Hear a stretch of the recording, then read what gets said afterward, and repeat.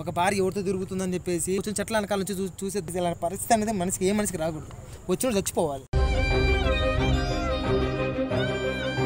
మర్యాదగా మాట్లాడు. నువ్వు నీతో మర్యాద మాట్లాడేది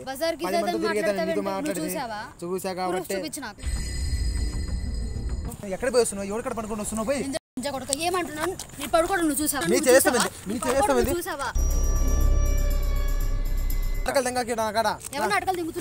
నువ్వే నాటకాలు దిగేది. ఎవరు నాటకాలు? నేను ఇక్కడే ఉంటాను, తీసుకురా. ఆడెవడో తీసుకురా. నేను ఎవరితో పడుకున్నా ప్రూఫ్ చూపించు. పడుకున్నావు మాట్లాడండి. ఎవరితో వచ్చిన ఇప్పుడు పోయి నాలాంటి పరిస్థితి చెప్తున్నాగా, నాలాంటి పరిస్థితి ఏం మొగుడికి రాకూడదని నేను దేవుడు కోరుకుంటున్నా.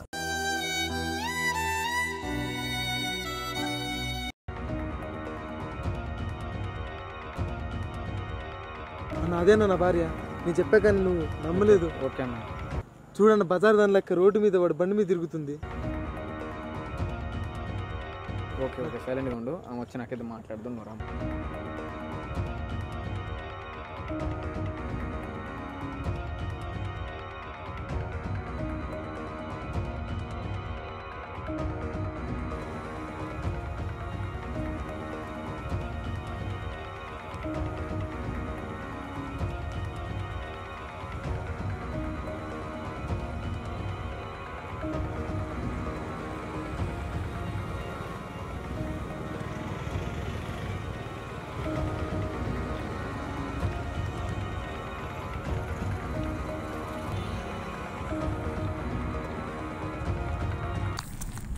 ఎవడవాడు వచ్చి బండి మీద దింపింది? నేను ఎక్కడ పోయి వస్తున్నావు? ఎవరికడ పడుకొని వస్తున్నావు? పోయి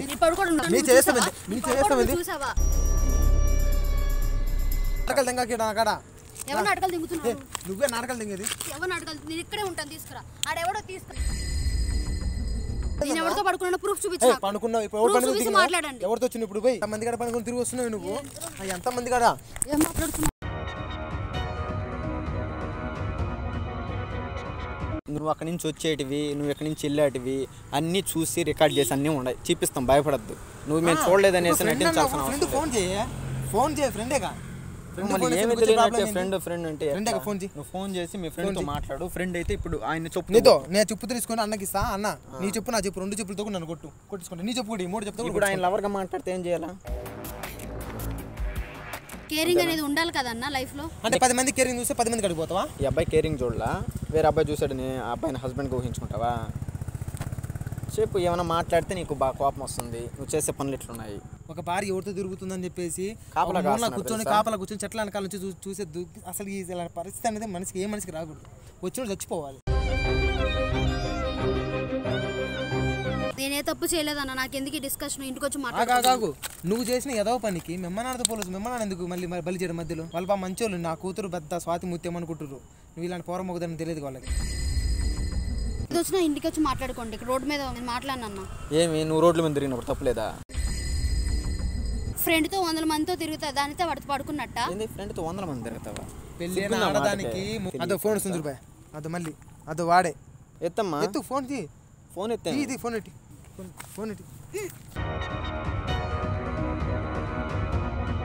నాటకాలు దింగుతా, మక్కలు ఎర్ర దింగుతా. నిరుపకులు అంజముండా మళ్ళీ నాటకాలు ఆడుతా. నాటకాలు ఏది తప్పు చేయలేదంట.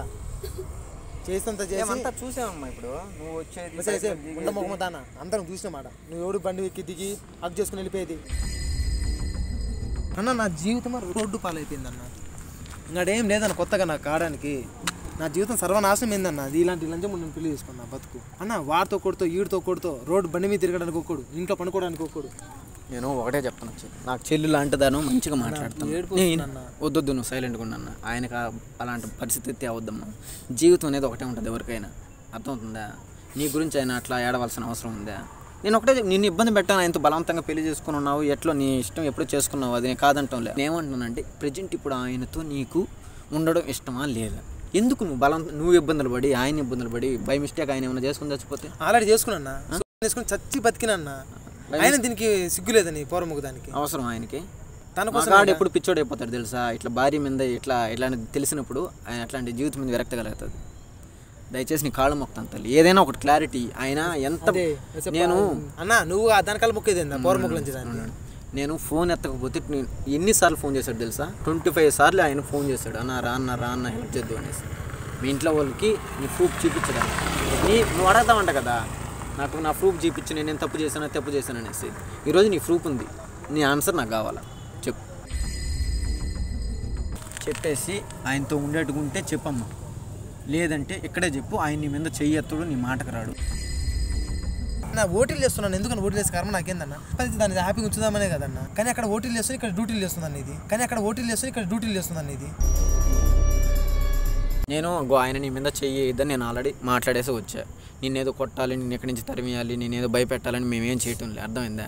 ఓపెన్గా నీ ఒక ఒపీనియన్ చెప్పి అంత ఇంకేం లేదు. ఎందుకంటే ఆయన నిన్ను ప్రతిరోజు కాపలా అయితే కాయలేడు కదా. డ్యూటీలో వెళ్ళిన తర్వాత అక్కడ నీ గురించి ఆలోచిస్తూ ఆయనకి ఏదైనా జరిగితే మనసు అంతా ఇక్కడ పెట్టేసి ఆయన అక్కడ ఏదైనా చెయ్యి ఏదైనా కరెంట్ కొడుతుంది, ఏం చేయాలట? నా ఫ్రెండ్ ఇన్స్టాలో పరిచయం అయ్యాడు.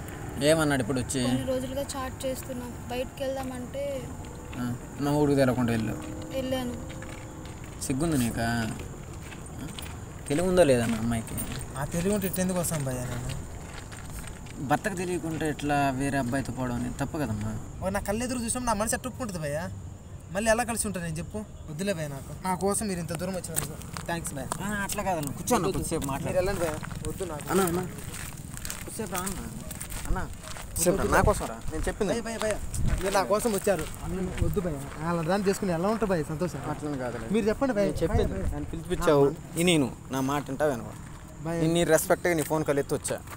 నీకు ఎక్కడ ప్రాబ్లం ఉన్నా ప్రాబ్లం క్లియర్ చేద్దాం. నువ్వు అమ్మాయితో ఉండేది లేని నీ ఇష్టం, అది నేను ఇబ్బంది పెట్టను. నేను బాత్రూంలో పోయి ఫోన్లో చాటింగ్ చేయడం, తినేటప్పుడు చాటింగ్. నాకు తలకాయ నొప్పి భయ్యంగా, నా వల్ల కాదు. మూడుకి తెలియకుండా అక్కడికి వెళ్ళి మెసేజ్ చేయడం, ఆ అబ్బాయికి ఎట్లుంటుంది సిచ్యువేషన్? తప్పు తెలుస్తుందా లేదా? నీకు ఏమనంటే ఏడుస్తుంది భయ్య. ఏడ్చి వాళ్ళమ్మ ఫోన్ చెప్పుద్ది, ఏడుస్తూ మాట్లాడితే వాళ్ళ మేము నాకు ఫోన్ చేసి వాళ్ళమ్మ నాన్న కూతురు నడిపిస్తే మీద పోలీసుగా వేసి పెడతాము, ఆ అమ్మాయికి ఏమంటే నేను చంపేస్తాము అని వాళ్ళు బెదిరిస్తారు. కానీ ఈ వద్దుల పక్కన అమ్మాయి ఉంది, తిట్టకూడదు. ఇలాంటి చేసే దాని పని వల్ల వాళ్ళకి తెలియదు, చేసే పని ఏది వాళ్ళకి తెలియదు.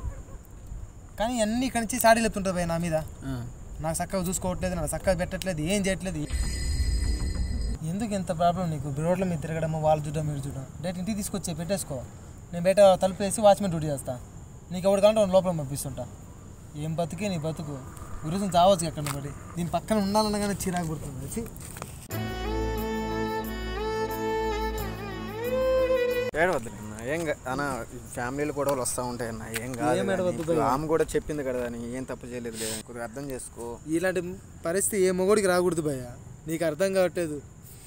చచ్చిపోవాలని భయ్య లోపల, కానీ చచ్చే ధైర్యం లేదు. అందరు చుట్టాలు, తెలిసిన ఫ్రెండ్స్ అందరూ నీ భార్య ఇలా అని చెప్తుంటే ఎలా ఉంటుంది తెలుసా భయ్య? మనిషికి నాకున్న దారి ఒకటి చచ్చిపోవడమే భయ్య.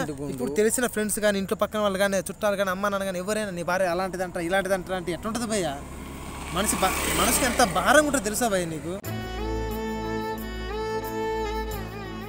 ఒక మగాడు ఎన్ని ప్రాబ్లమ్స్ వచ్చినా, ఎటువంటి సిచ్యువేషన్లను కుంగిపోడు భయ్య. కానీ ఇంట్లో భార్య ఇలాంటి పనులు చేసినప్పుడే భయ్య కుంగిపోవడం కాదు, మానసికంగా చనిపోతాడు భయ్య వాడు. నాలాంటి పరిస్థితి చెప్తున్నా కదా, నాలాంటి పరిస్థితి ఏం మొగోడికి రాకూడదని నేను దేవుడు కోరుకుంటున్నా.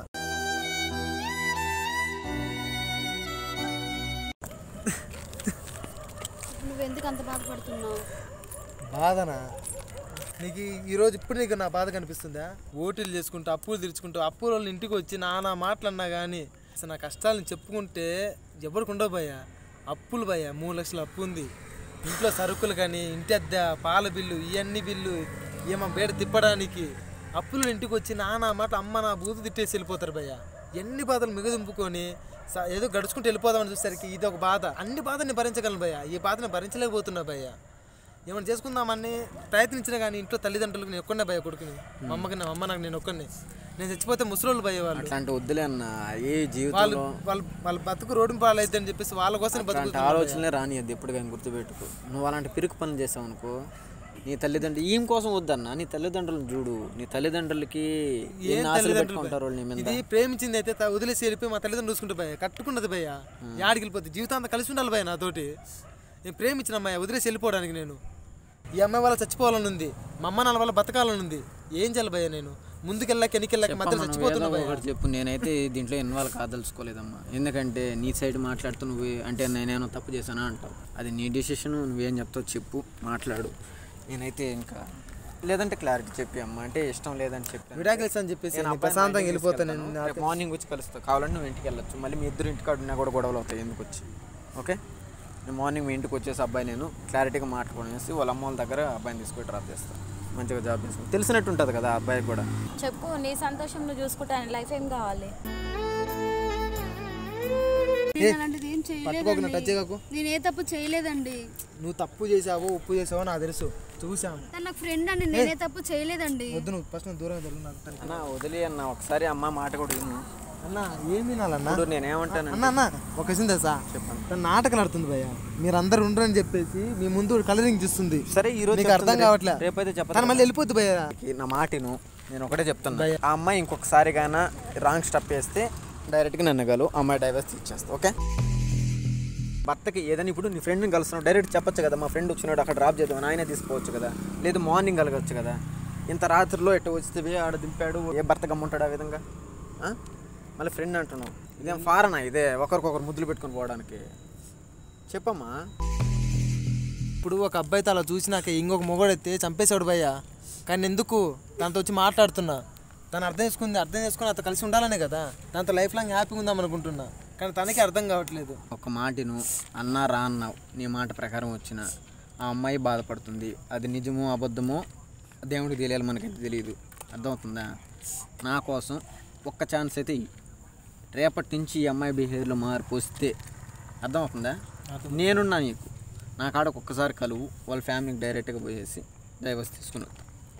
నీకు ఇది లాస్ట్ ఛాన్స్ నాన్న. నేను చెల్లి అనుకుంటున్నాను, ఆడబిడ్డ అనుకుని మంచిగా మాట్లాడుతున్నా. అర్థమవుతుందా? అతను ఎవరో లే ఈరోజు వచ్చాడు రేపు రాడులే అని మాత్రం అనుకోవద్దు. అతడికి ఏమైనా అన్యాయం జరిగితే మాత్రం నేను సైలెంట్గా ఉన్నాను. ఈరోజు తప్పించుకోవచ్చు నువ్వు, రేపు మాత్రం తప్పించుకోలేదు. అర్థమవుతుందా? నేను ఇంకోసారి ఎలాంటి తప్పు చేయను. స్లోగా మాట్లాడి, ఎందుకు కోపం వద్దనన్న? నీ ఫ్యామిలీ గురించి మాట్లాడుతుంది ఇక్కడ. నువ్వు అంత సీరియస్గా మాట్లాడితే ఆయనకి కూడా కోపం వస్తుంది. అర్థమవుతుందా? ఒకరికొకరికి మంచిగా మాట్లాడుకొని కూల్గా అర్థం చేసుకునేది ఉండాలి. అతను చెప్పేది నువ్వు వినేయాలని, నువ్వు చెప్పేది అతను వినే, అట్లా అండర్స్టాండింగ్ ఉంటుంది. అండర్స్టాండింగ్ లేకుండా భయ్య మా బాధ. నేను అదే చెప్తున్నా, నువ్వు అర్థం చేసుకోవాలన్న. కొన్నిసార్లు అతని మాటలు కూడా గౌరవించు. అతను వద్దనుకుంటే నీ బతికేం కావాలి చెప్పు, ఒకటే మాట. మీ అమ్మోళ్ళు ఎన్ని రోజులు చూసుకుంటారు? నెల, 2 నెలలు, సంవత్సరం? తర్వాత అయినా సరే నీ జీవితం ఏం కావాలా? లేదా మీ అమ్మోళ్ళు ఉన్నంతకాలం చూస్తారు, తర్వాత ఒకసారికి క్షమించమని చెప్పాను నేను చెప్తున్నా. అతను కూడా అర్థం చేసుకుంటున్నాడు. అతను వద్దనుకుంటే నువ్వు ఏడుండవో నేను కూడా నున్ను ఏంది నిన్ను అతను వద్దనుకుంటే నువ్వు కావాలనే కాబట్టి ఇప్పుడు నన్ను తోడుకొచ్చి నిన్ను నచ్చజెప్పమని చెప్పాడు తెలుసా? ఏ మొగుడైనా సరే ఈ సిచ్యువేషన్లో అసలు భార్యని చెయ్యెత్తుకుంటూ ఉండడు. అతడు ఒకటే చెప్పాడు, నా భార్య అంటే నాకు ఇష్టం అన్నా, తన బిహేవియర్ కొద్దిగా మార్చను అన్నాడు. నేను ఎక్స్పెక్ట్ చేయలేదు. నన్ను నిజంగా ఏదో ఫోన్ కాల్, వాట్సాప్ చాటింగ్ ఏదో అనుకున్నాను, కానీ నువ్వు డైరెక్ట్గా ఇంట్లో లేకుంటే తిరుగుతుంటే ఏ భర్త మొగుడు ఊరుకోడు. నీ ఇష్టం, నేను చెప్పాను. నువ్వు మారుతావో ఆయన అర్థం చేసుకుంటాడో, మీ ఇద్దరి మధ్య ఉండాలి ఒక అండర్స్టాండింగ్ రండి. నువ్వు ఈరోజు అతనికి అబద్ధాలు చెప్పి తప్పించుకొని రేపు మళ్ళీ స్టార్ట్ చేసావంటే నీకన్నా దురదృష్టరాలు ఇంకొకటి ఉండదు. నిజం చెప్తున్నా. అట్ట భర్త నీకు జీవితంలో మళ్ళీ దొరకడు. నీకు ఈ ఫ్రెండ్స్ కానీ, చాట్ చేసేవాడు కానీ, వీళ్ళు కానీ, బైకులు తిప్పేవాడు కానీ, వీళ్ళంతా ఈరోజు అంటారు రేపు ఉండరు అన్నారు. అర్థమైందా? నైట్ అయింది, మంచిగా మనిషి కలిసి ఒకటిగా ఉండండి. ఓకే, లేండి, ఇంటికి వెళ్తారు, లేండి. థ్యాంక్స్ భయ్య వచ్చిన. ఏం కాదు, నీ వల్ల ఆయన ఏమైనా చేసుకుని పోతే పోయిన ప్రాణం మళ్ళీ వస్తుంది. ఒకటే చెప్తాను, నువ్వు తప్పు తెలుసుకున్నావు, మారే, ఓకే. అదే ఆయన ఆ పొరపాట్లు ఏమైనా చేసుకుంటాడు, ఏంది బాధ్యత? ఇంకొకసారి రిపీట్ అయితే ఆయన కాదు నేను వస్తాను మీ ఇంటికి ఖచ్చితంగా. నువ్వు ఎవరితో బైక్లో దిగావో వాడితోనే పంపించేస్తాను. లాస్ట్కి అదే దిక్కుంటుంది. నువ్వేం ఫీల్ అవద్దు, అమ్మాయి మీద ఏం ఫోర్స్ చేయొద్దు, ఏం మాట్లాడకూడదు. ఈ రోజుతో ఆడొచ్చాడు ఈడొచ్చాడు అదేం ఉండొద్దు. ఫోన్ కూడా ఇంకా వాడద్దు నన్ను, ఎందుకంటే మన ఫోనే మనం చెడిపేస్తుంది. నిజం చెప్తున్నా. నువ్వు ఖాళీగా ఉంటే నీ బ్రెయిన్ ఆటోమేటిక్గా వాడికి చేయి ఈడికి చేయి మెసేజ్ అనిపిస్తుంది. ఫోన్ కొన్ని రోజులు దూరంగా పెట్టు. భర్త నువ్వు మంచిగా ఉండండి. భయ్యా నీకు జాబ్ కావాలంటే నీకు ఇబ్బందిగా ఉంటే నేను చూస్తాను. ఈ జాబ్ వదిలేసి ఒక 1 వీక్ 10 డేస్ మంచిగా ఉండండి. ఓకే, జాబ్ కూడా లీవులు పెట్టేసి ఒక 10 డేస్ కొనండి. ఓకేనా? థ్యాంక్స్ భయ్య. ఓకే రండి, ఇంటికి వెళ్తారు. ఇంటికి వెళ్ళిన తర్వాత మాట్లాడతారు. మడియర్ మార్కండేయ మంచి మాట చెప్తారా?